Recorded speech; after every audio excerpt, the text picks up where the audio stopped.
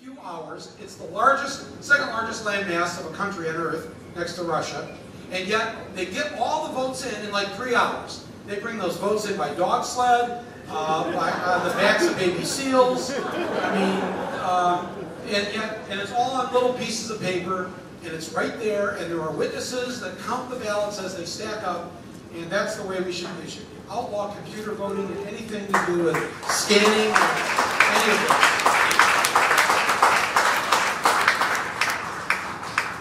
Where's the microphone? We have one in the back. We've got a question all the way in the back. Yes, way in the back, yes. Hello, Michael Moore. I honor you, and I thank you for all that you do. Thank you. I'm a U.S. citizen, and I happen to believe that people like Glenn Beck, Ann Coulter, and Bill O'Reilly are garbage. Now, I have a question. Oh, wait a minute, let me just say this. They're not garbage. They're human beings. They are. They are. And they are part of the same human family that you and I are part of. True. Okay, you're with me so far. Some of the things they say are garbage. Yes. And some of the things they do are hurtful and harmful. We have to make sure that we never act or become like them.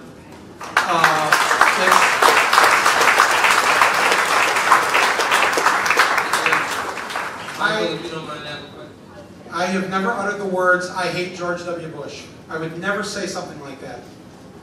Number one, because I don't. I don't hate him. I never hated him.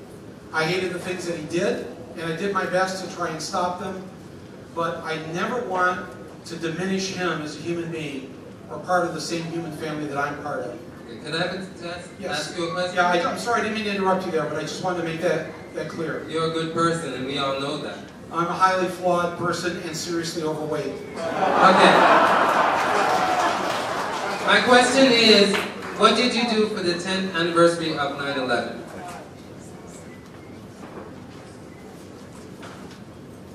I was here. I slept in. I had taped the memorial service though for the night. I slept with TiVo. I got up and watched it, and parts of it, and I noticed that Paul Simon was supposed to sing "Bridge Over Troubled Water," and it appeared at the last minute when he went up to the microphone that he changed his mind, and they still had the chyron underneath his name that he was singing "Bridge Over Troubled Water," but he wasn't singing it. He chose to sing "Sounds of Silence," and he went from singing a very upbeat, optimistic song, "Sail On, Silver Girl," he sang a very dark and sadly pessimistic song. And to the neon god they prayed. 10,000 people, maybe more. It's a very powerful song. I was really struck by his, what seems to be a snap decision at the last minute. And you know, that ceremony is so tightly choreographed. I don't know what kind of heads were spinning when he did that. I don't know if anybody's mentioned it since Sunday, but I was deeply moved by his version of that song. And you can see it online if you'd like to look at it. Later that night, when the crowds left and all the hoopla and the politicians and everybody had left the area around 11 o'clock or midnight that night, sometime late that night, I went down there on my own. And what I said and did was really just a private matter.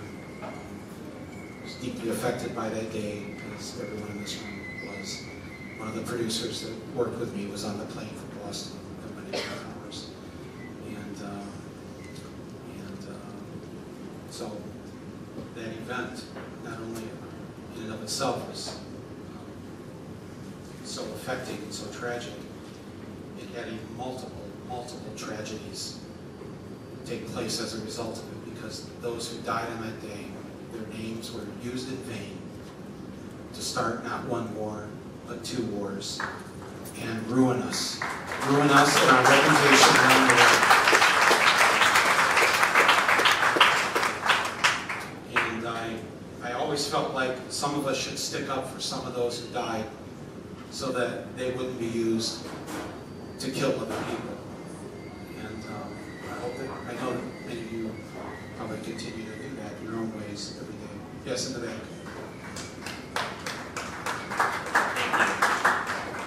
I just wanted to speak to, you mentioned the fact that the president is caved, and I speak for, I'm sure, many of us here who the media likes to call the depressed Democratic base, or the disillusioned progressive caucus, if you will. But I disagree with you in that I think that Obama's caving is not necessarily dispositional as much as it is institutional. And by that I mean that the status quo on our campaign finance laws promotes a plutocracy instead of a democracy.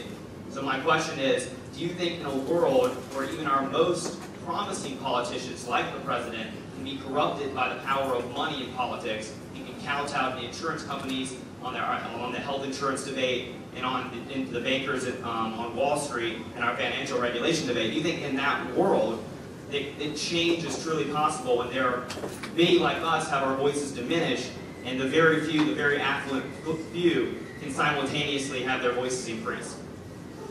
Well, yes, I mean, you've answered your own question. Yes, the money has a lot to do with our loss of power. Here's the good news, though, and this is why I'm not pessimistic and I'm not cynical about this. No matter how much money they have, and they have a lot of it, the richest 400 Americans have more wealth than 150 million Americans combined. 400. More than 150 million. The thing that scares those 400 the most is they have to put up with living in a democracy.